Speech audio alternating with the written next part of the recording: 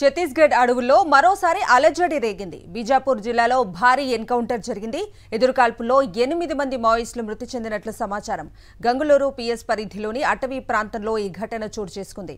ఘటనా స్థలంలో ఎదురుకాల్పులు కొనసాగుతున్నాయి. ఇక ఇదే అంశానికి సంబంధించిన పూర్తి అప్డేట్స్ అందించడం మా ప్రతినిధి మహేందర్ అడిగి తెలుసుకుందాం. మహేందర్, చెప్పండి, బీజాపూర్ జిల్లాలో భారీ ఎన్కౌంటర్లో ఎదురుకాల్పులో 8 మంది మావోయిస్టులు మృతి చెందినట్లుగా సమాచారం అందుతోంది. అప్డేట్స్ ఏంటి?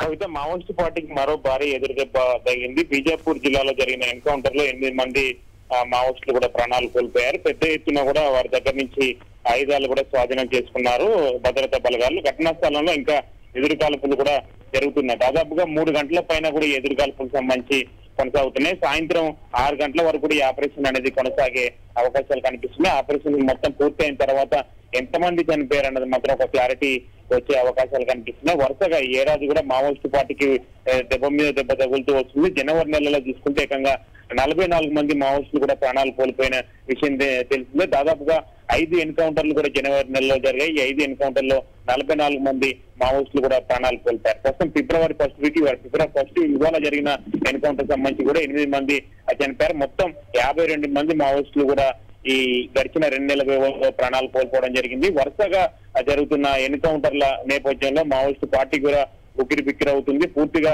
ఇప్పటికే అంబుజిమఠ్ సంబంధించిన అటవీ ప్రాంతాన్ని కూడా భద్రతా బలగాలు వారి ఆధీనంలోకి తీసుకున్నాయి. దాదాపుగా 8 బేస్ క్యాంపులు కూడా అక్కడ పోలీసు బేస్ క్యాంపులు ఏర్పాటు చేసి నిరంతరం కుంభింగ్ నిర్వహిస్తున్న నేపథ్యంలో మావోయిస్టు పార్టీ కూడా ఉక్కిరి బిక్కిరి అవుతున్న పరిస్థితి కనిపిస్తుంది. రానున్న రోజుల్లో కూడా ఈ ఆపరేషన్ కూడా యథావిధిగా కొనసాగే అవకాశాలు కనిపిస్తున్నాయి. ఈ ఆపరేషన్ సంబంధించి ఇప్పటికే కేంద్ర హోంశాఖ కూడా ఎప్పటికప్పుడు దగ్గర ఉండి ఈ మానిటరింగ్ చేస్తుంది. ఛత్తీస్గఢ్ సంబంధించిన పోలీసులు, ఛత్తీస్గఢ్ సంబంధించిన రాష్ట్ర పోలీసు ఉన్నతాధికారులతో కూడా మానిటరింగ్ చేస్తూ అదేవిధంగా ఏపీ, తెలంగాణ 2 సంబంధించిన రాష్ట్రాలకు సంబంధించిన పోలీసులతో కూడా నిరంతరం మానిటరింగ్ సంబంధించి జరుగుతుంది. ఎక్కువగా మావోయిస్టు ప్రభావిత ప్రాంతాలున్న ఛత్తీస్గఢ్, అదేవిధంగా తెలంగాణ, ఆంధ్రప్రదేశ్ ఈ సరిహద్దు ప్రాంతాల్లో కూడా పూర్తిగా ఈ కుంభింగ్ అనేది కొనసాగుతూ వస్తుంది. అటు ఒరిస్సా సంబంధించిన బోర్డర్లు కూడా కుంభింగ్ కొనసాగుతున్న పరిస్థితి కనిపిస్తుంది. మొత్తం అన్ని రాష్ట్రాలకు సంబంధించిన ఇప్పటికే సీఎంలతో కూడా కేంద్ర హోంశాఖ మంత్రి ఇప్పటికే అమిత్ షా మాట్లాడిన నేపథ్యంలో ఇవి వరుసగా